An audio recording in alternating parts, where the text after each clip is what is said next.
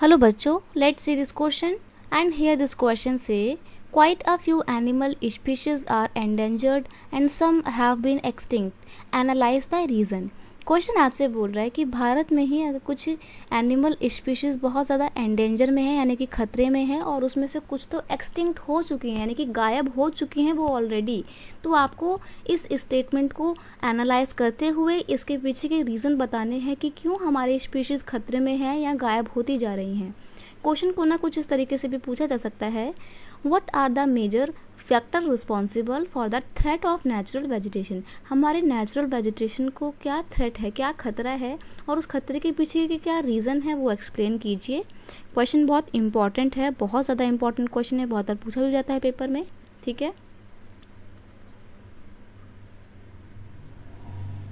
Question का की concept है threatening factor to the nature. Nature को थ्रेट करने वाले यानी कि खतरे वाले कौन कौन से फैक्टर हैं। तो सबसे पहली बात ह्यूमन इंटरफेरेंस। ह्यूमन इंटरफेरेंस मतलब होता है मानवों का अनावश्यक हस्तक्षेप एंड देयर हंटिंग एक्टिविटीज़, और इंसानों की जो लालच भरी हंटिंग एक्टिविटीज़ होती हैं, हंटिंग मतलब शिकार करने वाली जो एक्टिविटीज़ होती हैं, they are the major cause of extinction of animal species.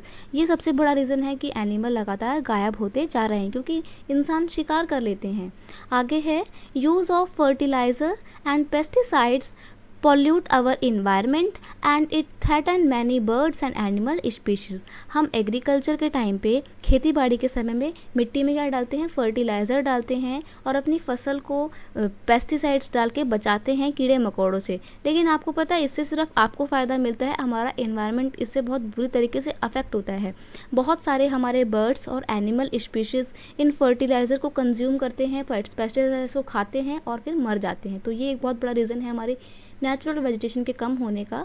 आगे है the greater danger to wild life is the destruction of natural habitat of animal species. और एक सबसे बड़ा खतरा क्या है कि इंसानों ने जो एनिमल्स का या एनिमल स्पीशीज़ का नेचुरल हैबिटेट था, जो उनका प्राकृतिक घर था, उसको तोड़ फोड़ दिया, उसको तबाह कर दिया। जैसे कि एनिमल जंगल में रहा करते थे, हमने जंगलों को काटना शुरू कर दिया है तो उनका जो नेचुरल घर था वो तो ख़त्म हो गया ना। अब वो लोग क्या करेंगे, फिर निकल निकल के आपकी कॉलोनीज़ में आएंगे और आपकी कॉलोनीज में आके फिर वो जंगली जानवर आपको खाएंगे, मारेंगे, पीटेंगे।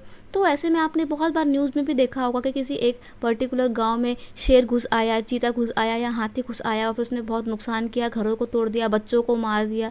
तो ये सब चीज़ें देखो, आपने उनसे उनका घर छीना था इसलिए वो आपको परेशान कर रहे हैं, ये चीज़ होती है। Deforestation is increasing due to the infrastructural project. अब हमारे को नई नई चीज़ों को कंस्ट्रक्ट करना है, डैम बनाने हैं, बिल्डिंग बनाने हैं, तो इसके चक्कर में हम इंफ्रास्ट्रक्चरल प्रोजेक्ट को इम्प्लीमेंट करते हैं और इसके लिए हम अपने फॉरेस्ट को काट देते हैं। And increasing land demand by the population, और हमारी जो बढ़ती हुई जनसंख्या है उसको बड़े लैंड की ज़रूरत है ताकि वहाँ पे वो अपने घर बना के रह सके। तो इस चक्कर में अपने जंगलों को काट रहे हैं और जंगलों को काटने की वजह से एनिमल्स का जो नेचुरल हैबिटेट है वो उनसे छीनता जा रहा है और फिर वो हमारे को भी परेशान कर रहे हैं और साथ ही साथ वो गायब भी होते जा रही हैं। आपने देखा होगा इंडिया में टाइगर कितने कम हो गए हैं क्योंकि उनका नेचुरल हैबिटेट जो था वो उनसे छीना गया है, इसलिए उनकी संख्या कम हो गई है। धीरे धीरे ऐसे करते करते हमारे बहुत सारे एनिमल जो हैं वो एंडेंजर में आ चुके हैं और उसमें से कुछ तो गायब ही हो चुके हैं। तो ये था इसका पूरा sum up. I hope you understand it well. Best of luck.